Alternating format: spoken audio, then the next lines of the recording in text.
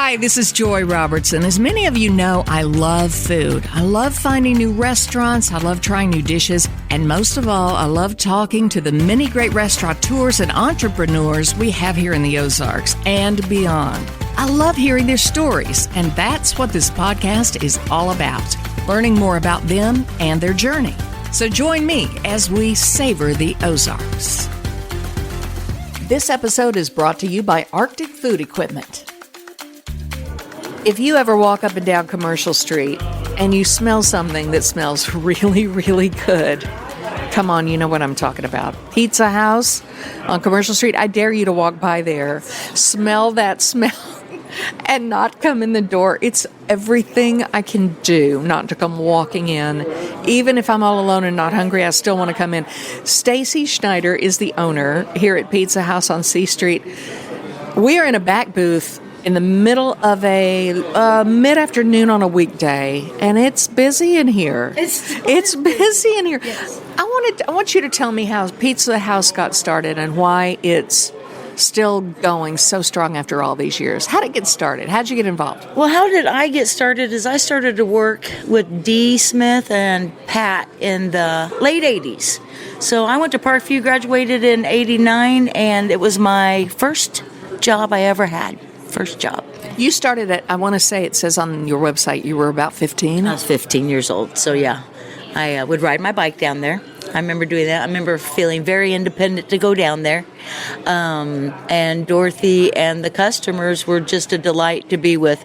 Dorothy taught a lot of work ethic, and she definitely had things to go one way, and if you didn't do it a certain way, she was real good to let you know how it should be done, or at least how she wanted it done.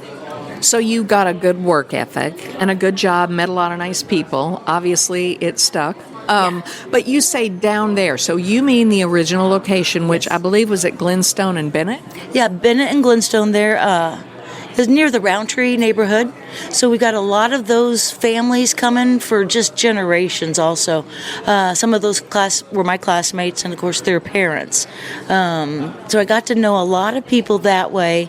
And, yes, Bennett and Glenstone, that's where I started. It was in a little tiny corner tucked back there. And like I say, I didn't start till the late 80s. So when those ladies started, some of our regular customers that we still have, it was where they go on a date.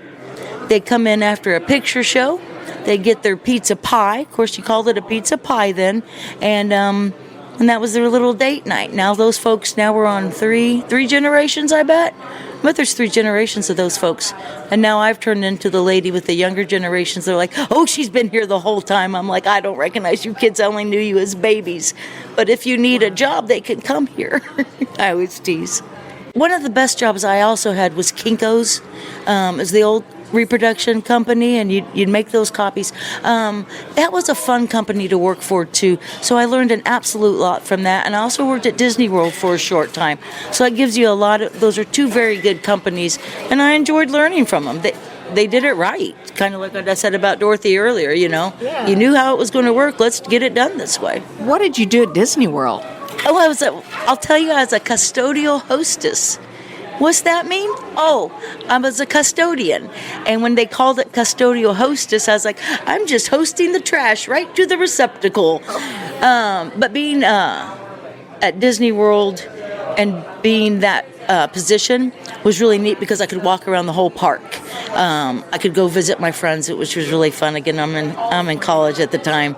And I'd visit my friends because I always had the Universal suit on. So if my friends worked at Tomorrowland, I could walk over there, but they couldn't come find me because I always had to wear the same suits. Disney was a fun place to work, for sure. What a great experience. You know, going back to the idea that Pizza House started all those years, what year was it? This restaurant predates me. Thank God something's older than I am. 1958, right? And Yeah. Back then, I believe pizza was, in a way, kind of a novelty around here. Pizza was definitely a novelty, and from the urban legends I've heard is, of course, they called it pizza pie. You still do. So for maybe this area, it hadn't come to understand what the pizza pie is. So again, some of my lifelong customers here, they've told me that pie and meat, they couldn't transfer that into their head, and they're like, why would you put meat on a pie? That's for strawberries and cherries. So they said that was kind of different for them. But of course, pizza, as we know, is it's going to work out for you. Pizza's like life. Even when it's bad, it's still pretty good. You nailed it. That's exactly true. When I was growing up in Russellville, Arkansas, I can remember a little pizza joint called Bernie's Pizza right on Main Street. And it was always a treat to go to Bernie's Pizza. And it was just so, so delicious. And I think about that, and I think, what would I give if that place was still there? And I could go in there and take my kids where my mom and dad took me when I was little. And you've seen that for decades. Yes, just absolutely decades. The customers that we have, and then the grandchildren that come in, and it being, definitely, generation after generation. Some of the booths that we still have are original to the store. So I find that also very intriguing. We all say things were made better back in the day, but in 1958, those booths to still be here in 2025, that says a lot. So how many generations sat in those exact booths? It's incredible. Yeah, and they have pride. The customers have such pride coming here. They enjoy that. They can say that my mom brought me, or I used to come here. This was our first date again. I've had one lady that, one of my favorites was, it was her first place she had to go to because they were getting married, and they were staying at the Lamplighter in the snow, like up to your knees, and Dorothy was the only one that was open. And so she's like, I thought it was awful that my honeymoon was this way, but it's made such a great memory for her and her husband to come in here and be like, oh, it was the worst night of our lives, but now it's a fun story. But the pizza was amazing. Oh, of course the pizza was amazing. If she used to stay open till 1 o'clock in the morning also. Really? So when back in her early days, she was definitely the place to hit after folks went out and had fun. But yeah, I do like the ownership that the customers come in with. That's just really neat. Oh yeah. Yeah, and then they know me, and they've known me since I was a small little smart mouth, and now I'm just kind of the old little smart mouth, and it seems to really work for this restaurant and our clientele. Well, everything in here works as far as I'm concerned. Talk about how so if I understand right, Dee and Pat lost their lease or something. They were going to have to move. I remember that. Yes. I do remember that. Is that the point you ended up buying it and taking it over? Yeah, I had stopped working at some other jobs as management, and Dorothy was always a go-to job, or when I was younger with the kids, it was a second job for me. So when I left the other company, it was going back home again, going back to Dorothy and waiting tables, and she was, I don't know what age she was, but she was getting tired. She'd been doing this definitely for 45 years when I started it back up again. And she was kind of done rolling, but she still sat there in her booth. And in 1958, her and her friend Pat Clay started it. Now, also what I understand, Joy, you let me know, in 1958, women couldn't get their own checking account, certainly couldn't buy their own home. So if I could go back in that time machine to be 1958, and I would want to know how they did that, and the gumption, and the, how did they know that was going to work, or would it be like when I took over in 2008, it was, well, no one else is hiring me. Let's give it a shot, right? And again, credit to the customers and keeping it simple. I mean, it had worked for 50 years before we had gotten evicted from the Bennett and Glenstone location. And we had this open up over here on Commercial Street. And I always love Commercial Street because I like all these antiques. And Nellie Dunn's was up here on the street. Some of my collectibles I have up here are still from the early 90s that I bought from them. So I love the history of this street also. Yeah, the history of the customers. Not to repeat myself, but that is probably the neatest thing. And I can tell. Yeah. The long time that we've had co-workers too. So if we've been here for 16 years, there has we just recently had a co-worker leave. That was her first job, and now she's 27. And she, I always tease. I said, now they want to go get real jobs when they get that age. So we enjoy that. So the customers again get to know our coworkers as part of the family. And they get to chit chat and tell their stories, and there's nothing better than reminiscing. Good Especially memories. reminiscing over a good, delicious pizza. Did you, when you saw this building, did you think, oh my gosh, this is the one? Oh, when I saw this building and I saw it was turnkey ready, it was definitely the one. When Mr. Morris, I want to make sure I say it right, Jim Morris, he owned that property first, and I was naive enough to think no one would buy that and just jerk a lease out of someone's house just to do it, or whatever his mindset might have been. And I said, no, you're not going to tell us when to leave. That's when we'll start again. I remember having that mindset. Mary Collette was the one that came rushing through our door and said, I've got a perfect spot up here for you. And I looked at it and I said, oh, this is fantastic. Now, one of the fun things is there was a lot of customers that said, don't go over there.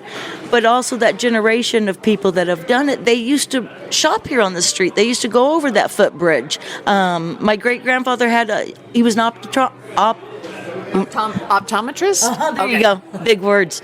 He was up here on that street too. So there's so many people that can remember that stuff and talk about it and come in and sit here, and they'll talk for hours. Some of the ladies groups, and they've been friends for lifetime. Yeah. And they'll just sit in here and you just wonder, what are they gossiping about over this pizza? You mentioned the original booths. Okay, so this restaurant sits on Commercial Street on the south side of the street.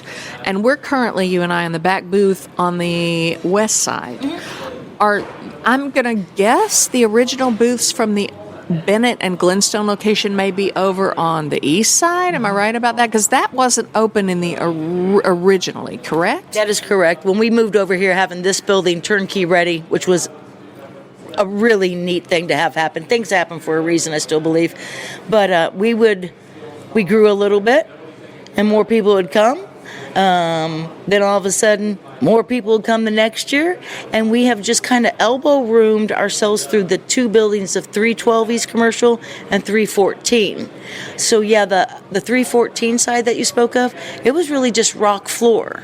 There was no floor over there at all, and we've just kind of elbowed our way through that, and I'm very proud of that. Yeah. No real growing pains. It was just a little little by little, I guess. Little by little, just as we needed. Yeah. Okay. Yeah. Okay. Gotcha. Well, it's nice to have that because I know that you get very crowded and people want in and they're hungry and they're having to stand there and smell that and thinking, my mouth's just going to water until I get in. You even have a patio out back now. Yes, we have a really nice patio. We've had that patio also since we moved here, and it just becomes more and more popular. It's a really nice little patio right back there on the back street, but it is hidden. So when I could say, hey, the patio's open, some people think I'm just taking them over there to the parking lot. But of course I'm not. It's a neat little patio. So we have that, and when we have the festivals up here on the street, that smell that you keep talking about, that will get customers to come in, people that have never been here before. That smell used to be on me when I was a child because she had no ventilation system. She had literally a bathroom fan. And may I say, it was a little fart fan up in the corner. And Dee would say, turn the fan on. And us kids would be like, what good is that doing? Because all that smoke would come barreling out of those ovens. It was a low ceiling at the original location, and I would leave work, and my mom would say, you take that T-shirt off in the basement by the washing machine, because she did not want the house to smell like the pizza house. It was it permeating.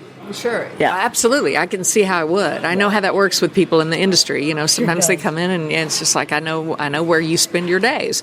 Talk about your pizza. You mentioned you keep it simple. I'm looking at a menu. This is just so funny. Okay, fresh pizza. This may be your original menu. Cheese pizza, small cheese pizza, 75 cents. Large cheese, $1.35. Got the sodas for a dime, I think. The sodas are a dime. Coffee, Coke, root beer, orange, Dr. Pepper, or milk. And I love the way it says Pizza House, U.S. Highways 166, 60, and 65. We still have that original phone number. Really? The phone number, it says takeout, TU1. Tuxedo, and Okay, you'd have a university phone area. You'd have a tuxedo is what they call it, so it'd be TU 4073. And that is still our original phone number from 1958 from that menu. There'd be customers that, in the University Heights neighborhood. So to call that neighborhood, you'd call UN and then your 4 digits after that. We happen to be in the tuxedo neighborhood. How it got that name, I do not know. That was my next question. I like it. It's very fancy. Yeah. But you still have the same phone number as you had back in the day. Still have the same phone number, still making the dough fresh, just as we saw Dorothy do it. We do it in bigger bulk now, but still not going to change a thing. We still have her in my head, in all of our heads, especially my head. I could talk about the original owners just about all the time. Yeah. Did they cut it into squares too? Yeah, they cut it into squares too. She came from Chicago, Dee Smith did. The way they would make the dough and have everything fresh, why change it? Cutting it into squares, people would say that was Chicago style. I don't know. They'd say it's St. Louis style. Again, I wasn't around for why they'd cut it into squares. Chicago style sounds like what Dorothy has always said it was, because she came from Chicago. What I know Chicago style pizza is that real deep dish, and it takes 30 minutes to cook, and it's like a casserole. A lot of cheese. Oh, yeah, really good. It's really good. If you're into that, and I'm into any pizza, Oh, absolutely. Yeah. But there's just something magical about the pizza at Pizza House. Absolutely. It's just so delicious. Yeah. And it'll bring you back to when you were a kid. I'll still eat it. I've never gotten tired of it. Still order my original ones that I did when I was a kid. And then, to watch everybody light up and go, it just hasn't changed. Why should it? Why should things like that? If it worked, why change it? That's just been what I've always thought forever. There's no need to. Step into Arctic Food Equipment, where the spirit of American hospitality meets unmatched quality. Our Springfield showroom is open to the public and stocked with everything you need to outfit your kitchen. For over 25 years, we've been proud to serve our community with products built to last and a commitment rooted in American values. Come visit our showroom today and discover why kitchens across America trust Arctic Food Equipment. The tools you trust, the partner you deserve. So you pretty much kept the original dough recipes, all the whole recipe, sauces, everything from the original. Good for you. Yeah. Well, that crispy, thin little magical crust is just it. When it comes to the table, it's just perfect. It's just so good. Yeah, it does. Listen to me. It still puts a smile on my face. Just to bring it a little tiny square down to the last square. Yeah, the crunchy outsides, a little crispy on the outside. Some customers ask us to put extra of those little ridges on them, those little black burn edges. My grandma used to always love that. We always gave the edges to my grandma. I was sitting with my grandma that day that they hired me, as a matter of fact. We were there for her birthday in, like I say, the late 80s, and Dorothy and Pat were doing the same thing as kind of how I hire now. Young lady's been growing up, so were my cousins, and they said, you guys need a job. And I remember just sticking my hand up going, anytime, here I come. And that was how it got started, but that's also how I'd hire for, still kind of here. Hiring kids here have been a lot of fun too. They also have come from families, One of my coworkers' grandfather, I believe, just turned 92. And unfortunately just passed recently. But his grandson still works here, and all the memories he's going to have of that, eating those squares with his grandparents, it's fun. It feels like coming home, is what I've also heard. I told you earlier, my mom worked here waiting tables for at the other store for a long time, and then also here. She recently stopped working here, probably 8 years ago. And I love it that I can come in here and have some pizza and still get a nice salad to go with it. I know your salads are they're simple, yes, but lovely addition to the pizza. Is that original from I don't see it on the menu. Did you add that, or did they have it back then? I don't see it on there. You're right. I don't see it there either, but I do get asked about it a lot. It is the simple salad, and they'll say, what makes it so good here? And we're like, I don't know. we promised we could go over to the grocery store, buy a head of iceberg lettuce, put that cheese on, and it won't taste the same at our house. We do not know why. So I know I get so tickled at that. Very simple, and it's craveable also. Did you add anything when you moved to C Street? Did you change your menu? I don't remember if you had like beer and wine at the old place. No, we tried to keep it all the same. Wasn't until we moved up here that we started to do the beer and wine. Also, beer and pizza go hand in hand. We didn't for a while because it was working, but you got so many requests for beer and pizza, and that made sense. Okay, you're not really changing anything there, so we did that.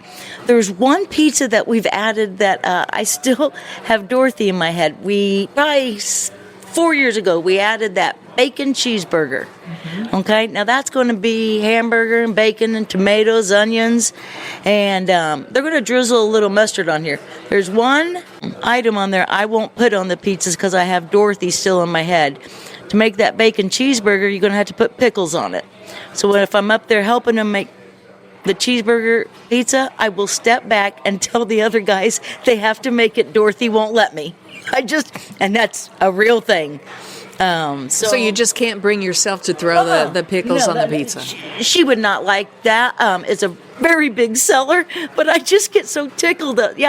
Dorothy is I'll talk about Dee all day, especially with the original customers. Some of the stories that she did making these pizzas for 50 years. So she was doing it for 50 years until we moved over here. But, yeah, Dorothy's always on my mind. Just always on my mind. Would she have been okay with pineapple on a pizza? Probably not. We added that, too. I just thought of that. Did you add it? Yeah. Oh, I do see it in the list of toppings. Yeah, that would be one. I think it's tasty on a pizza. Oh. Now, there are people who say absolutely not. My good friend Tom Turton says there's no place. You're grinning. Yeah, there's no place for pineapple on a pizza. No, there is not. I don't understand it, but clearly it's a craving for a lot of people. It works for me. Like you said, any pizza is a good pizza. How often do you get the request for anchovies? Oh, anchovies we get... I'm trying to think, like, how many days a week will we go through a little can of those? I bet there's 3 times a week that we still do that, which is quite a bit for anchovies. It's old school customers again. Mm-hmm. Some of the servers, when we have young kids, we'll give them like little crackers, right? And try to keep them quiet and all be ready for the pizza.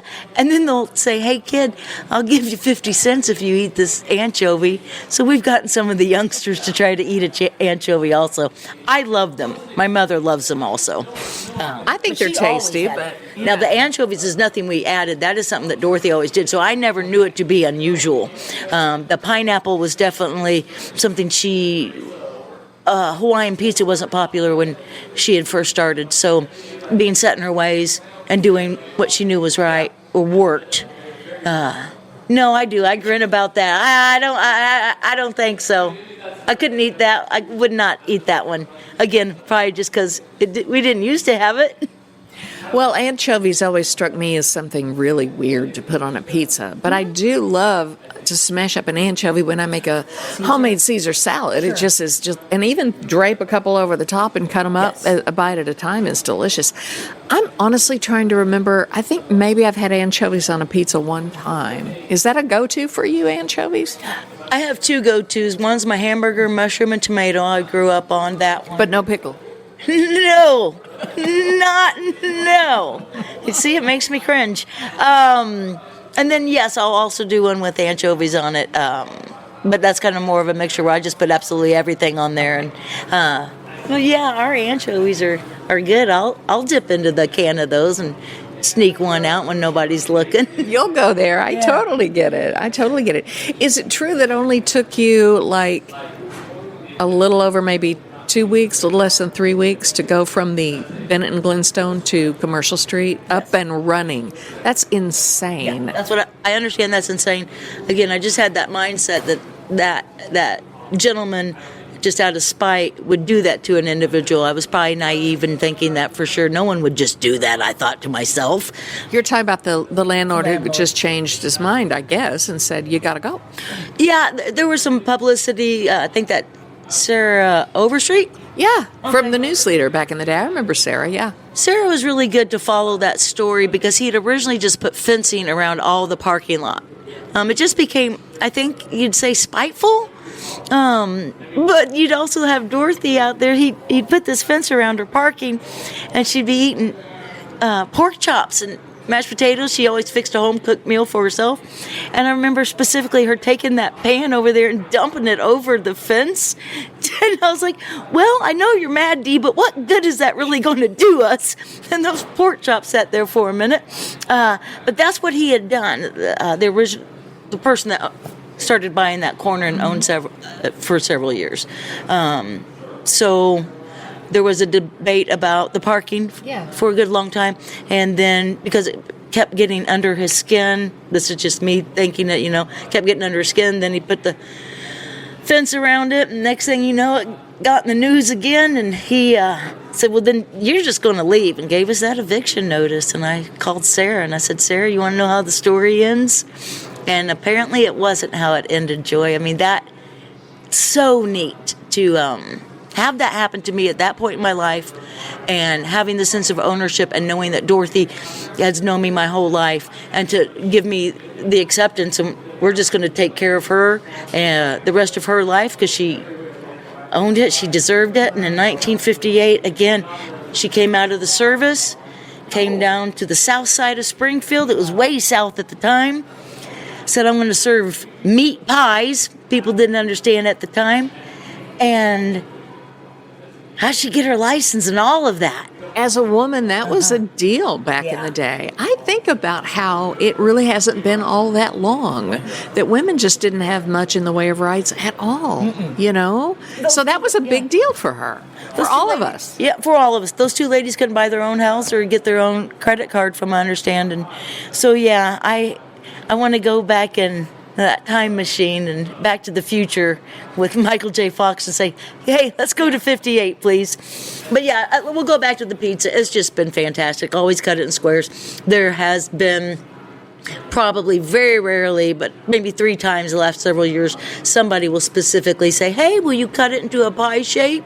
And we will flat out say no. And we might even say it with some tone because we can, and we say, no, are you going to go to Wendy's and ask for a round cheeseburger today? No, I don't think you are. So I'm not, we have kind of a good time saying no. It doesn't happen that often, but the squares are definitely a staple, a tradition for us. We wouldn't know how to cut it another way. My muscle memory only goes in squares. It runs in my mind that when a really good friend of mine, she was a producer at the station at the time, eventually became news director. I believe it was Lisa Hamblin said, you've got to go to Pizza House. You've got to go to... It's squares. They cut it in squares. Yeah. It runs in my mind that I remember her telling me they cut it in squares. And I was like, I don't care how they cut it. I don't even really care if they cut it. I'll eat the pizza, I think we've told those folks it tastes the same no matter what shape we cut it in. But it certainly holds up better because it is such a cracker thin crust. Oh, yeah. And my crew rolls it out. Every one of those pizzas on a weekend, we can get over 325 pizzas done in the whole day. And I think, those boys, they standing up there rolling the pizzas. Do you use Provel cheese, or do you use a different cheese? We use mozzarella. Everything we do is done fresh that day. Mm-hmm. So, we're literally grinding blocks of cheese through a grinder. We do that every day and every night. You'd think we'd do more to prep it, but why? Again, it's fresh. This works for everybody. We grind that cheese every morning. It's all fresh ingredients, from the vegetables to the meats, fresh ground beef, etc.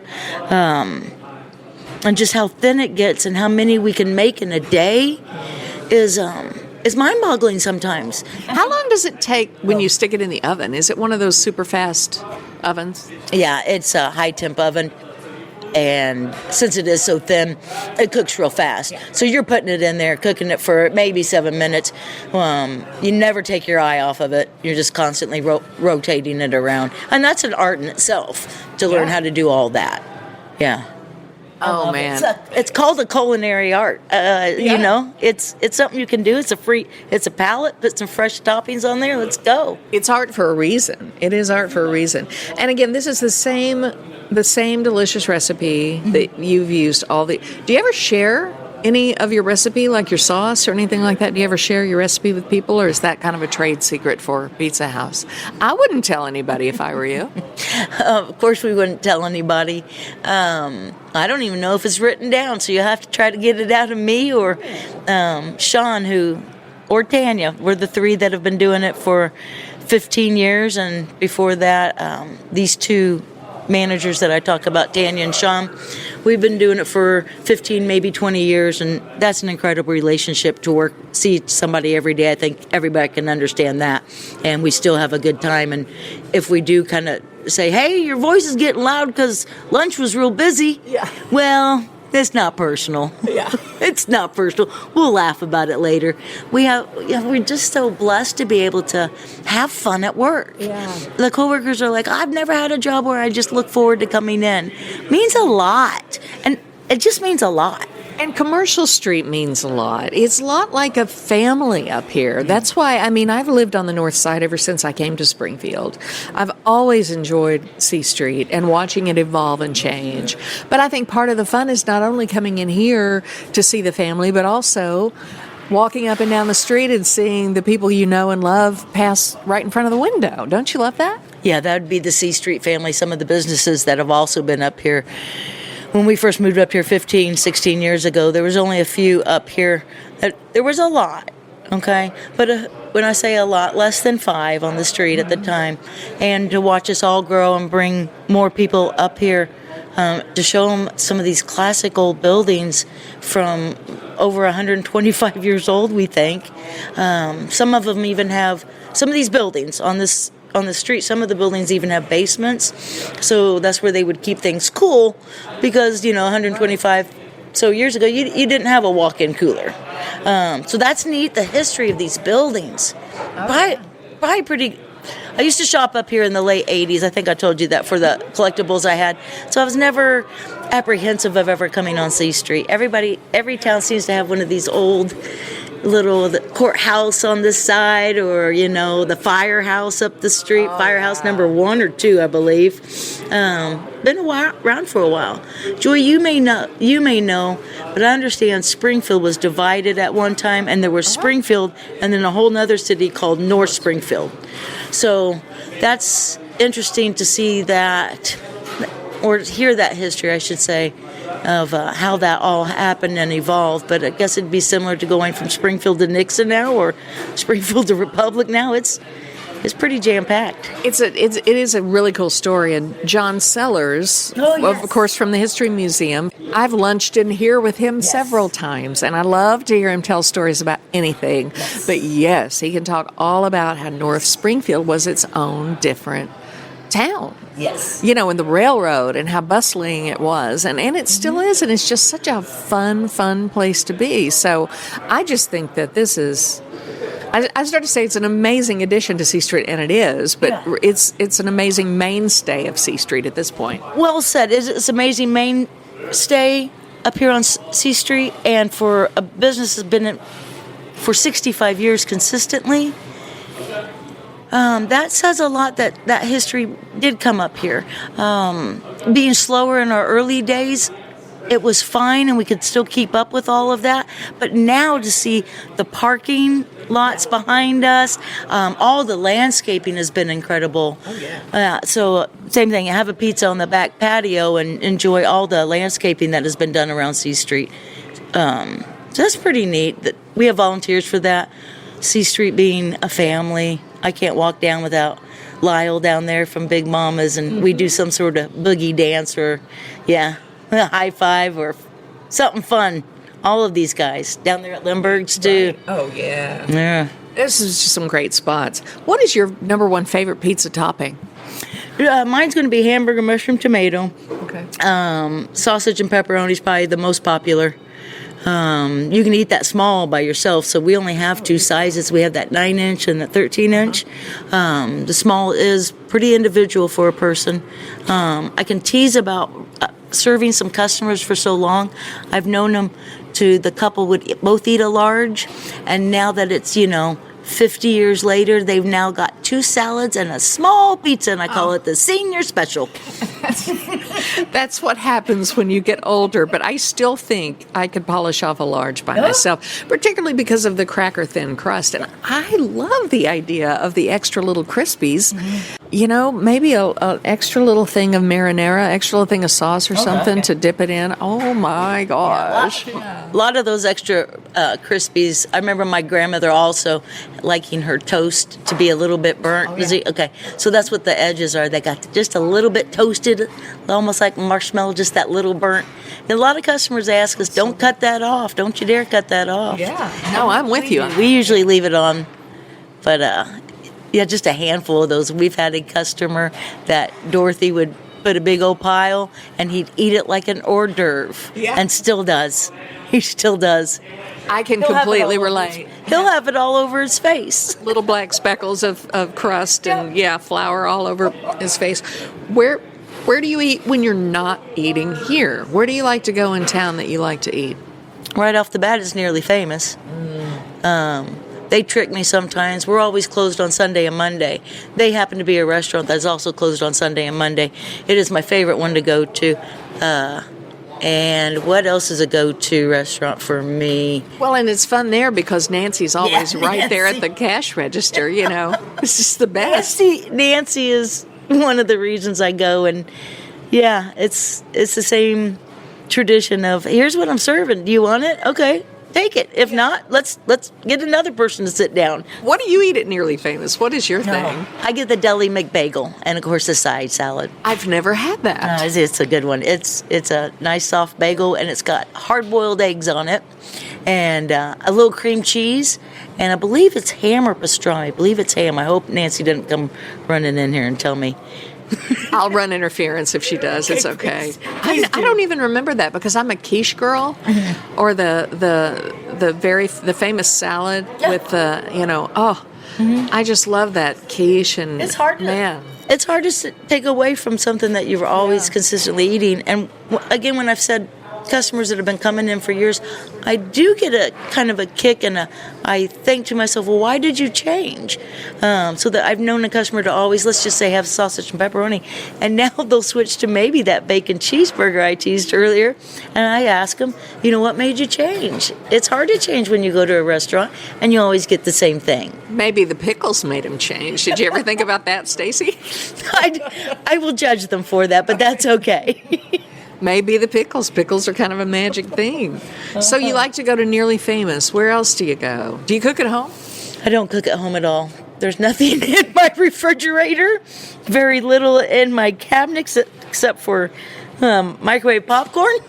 Wow. Okay, so what's for dinner tonight? Do you even know? It's microwave popcorn? You are correct. I do not know. I very rarely go out to eat. I do a lot of ordering in or taking out. But eating in a restaurant is very rare for me. Some of it is just because of the business I'm in. I'm seeing how they're doing it. I'm seeing how they're not doing it. And it drives me crazy.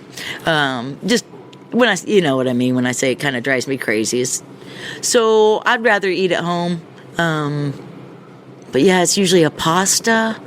It's Nearly Famous. I can't think of one right now. Oh, Bambino's. Oh, yeah. That's at least once a month. Mm-hmm. And what do I get there? Something's got some delicious chicken in there. I think that's in my refrigerator right now for leftovers. Okay.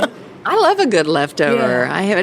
Do you venture out into we have some really good ethnic food on the street. We've got, Cusco, and we've got Van Gogh's, and there's a Cuban restaurant. Do you ever turn toward like a Mexican, Indian, different ethnicities for food? Are you an adventurous eater? I'd say on a scale of 1 to 5, I might be at 2.5 to 3. Spicy things, aren't anything for me. Mexican Villa, because it's not so spicy. You'll see me go there with my mother because that's such a tradition here in this town. But Sweet salsa? You a fan of their salsa? nope. It's not that I'm not a fan. I'm scared to change. Have you not heard this? No. Change is hard for people. It's just hard for people. It's an acquired taste. There's nothing to acquire. You just need Stacy to go try it. You're a big girl now, Stacy. Just give it a whirl. But no, it's a lot of the kids order from the Cusco. They have fantastic nachos. And Van I Gogh. love those nachos. I always add steak to mine. Yeah. Good Lord, they're good. Gosh, those nachos are very good. A lot of the girls will bring them down here. I'll snack off of it. Van Gogh's is a gorgeous restaurant. The inside is pretty and clean, and I have had several different things there, and there's a good variety, and I really like it. But getting back to Cusco, they have a seafood stew in there. Okay. Are you a seafood person? Oh my that one gosh. doesn't scare me. That one, I could probably do that. I could put on my big girl pants and do that. Oh my gosh, it is delicious. Trust me on that. It's one of like- my favorite things in town. Joe Gideon does a good job. He does. He's got several restaurants on the street, and he definitely knows what he's doing. He's been a fantastic neighbor since we've been up here also. Joe Gidman and his mom Claire, of course, and now Joe is about to open a French restaurant. Yeah, right up here on the corner, speaking of gorgeous buildings. Oh, I can't wait. He's the one that also has a basement kind of in the bottom. Yeah. Stay tuned for that, because that's going to be neat. That is a Beautiful cool building. When it was for sale, Joe Hosmer has that building, and he let me in there a couple times to show it to people. Good.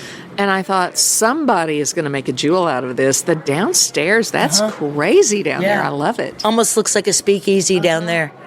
Yeah, a little fountain in the he's got not one basement, he's got 2 basements. I don't know how somebody would describe that, an architect would, but and a little fountain down underneath there. It's going to be a new hangout and another place to try up here.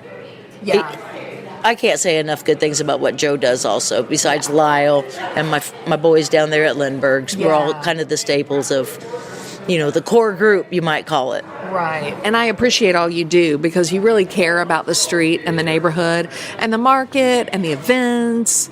And it's just such a fun place to spend time, and frankly, a delicious place to eat.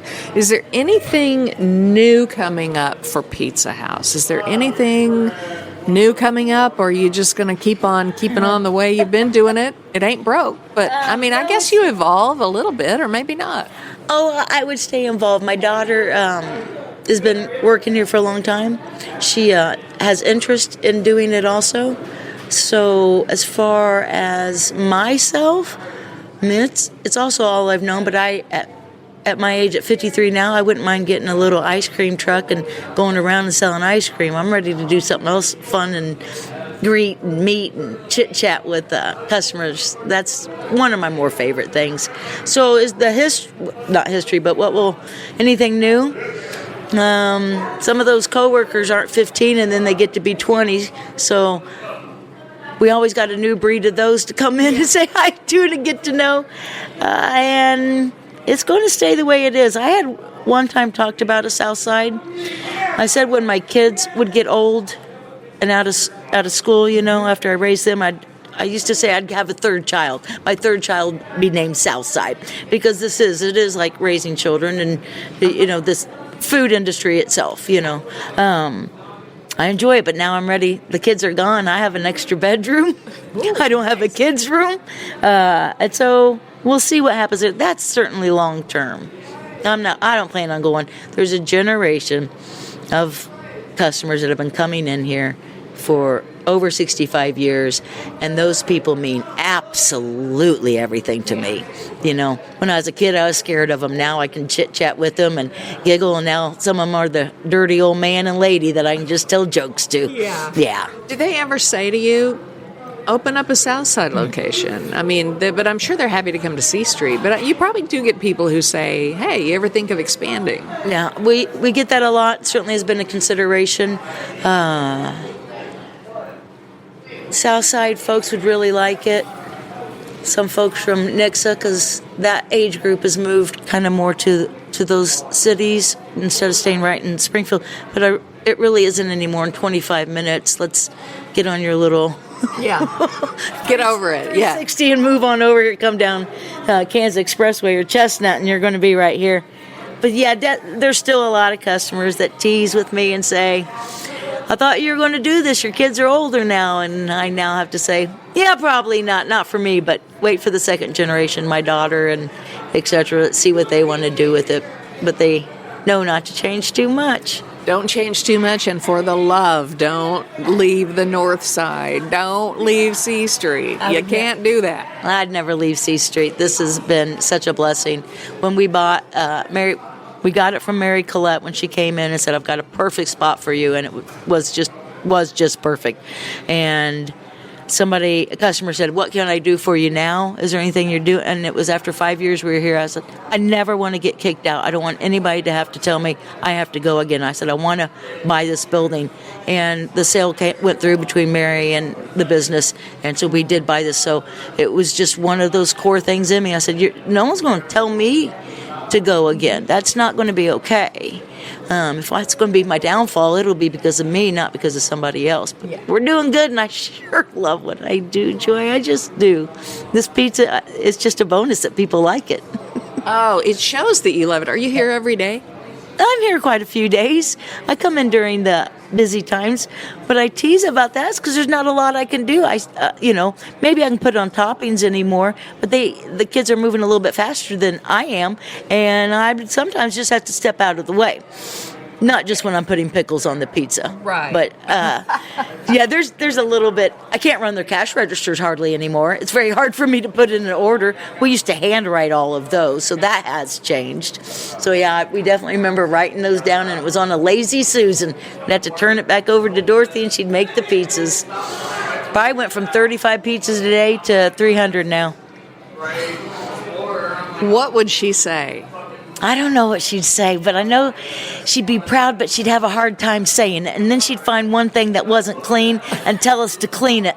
But I know deep down inside, she was very proud of me. She loved me and my children for such a kind of crass curmudgeon, I've heard, lady. How she loved and adored my children also. That meant a lot to me because children, you never just saw her hugging and kissing children. She wasn't that type of older lady. She was, you mind your children and I'll feed them. But if you don't mind your children and they bounce in my booth, you're going to leave. And she was exactly that way. And you can't make those stories up. She absolutely did that. So for her to genuinely, I see her love and respect and have fun with my kids that are now in the early 20s. That means a lot to me. Pat, her partner in 58, she also got to see us move, and she was probably still alive into 4 years. And she was so proud. She'd walk in with this delight, little kick in her step. They were definitely opposites, but they made some incredible history. Wow. Yeah. When you say John, I've asked him several times, would you look up stuff so I know what happened exactly? Sellers will look it up for you. If he doesn't already know it, he will find quite a bit. He comes in, I can say I know him. It's a brush with greatness. I know John Sellers. Same. I feel the same. Anytime he says, hey, you up for lunch? I'm like, would I miss that? If I don't have to miss that, I want to be there. I know. Well, Stacey Schneider, Pizza House, thank you so much for what all you do and everything. And you employ people, you make people happy, you feed us, you fill our bellies, you make us feel great, and you're a good neighbor on C Street. So thank you for that. Thanks for coming on Savor the Ozarks. You're welcome. I love staying up here on C Street. I'm not going anywhere. This is a dream come true. Here, our next step would be trying to cater to some of the retirement communities so we can get over there and they can remember the pizza, because that's the generation that we still have. And I'd like to, we've got a couple coming up to where we can cater just a few pizzas and have the clients come down and eat those pizzas. I think that's a really nice thing to bring to them rather than them having to come to us. They remember the old store and that smell and that taste and that square. What a great idea. I think that'll be a good idea. I really, to Yeah, I want to hear their stories as much as I would like to still tell mine. Some of those customers are so proud of me. It shows, makes me feel all giddy inside. When you're just doing what you love and people see and respect that, and you get to giggle with them all day and tell inappropriate jokes. There's nothing wrong with that. It's the best thing. It's just the best. That's a great idea. Stacy, thank you. You're welcome. Thank you, Joy. I'm glad we could meet. Be sure to go to AroundTheOzarks.com to sign up for our daily newsletter where you can get every episode of Savor the Ozarks, plus all our other podcasts, events, and contests straight to your inbox. And what are your favorite dishes in the 417? You have any restaurants you'd like me to visit? Email me at joy@AroundTheOzarks.com.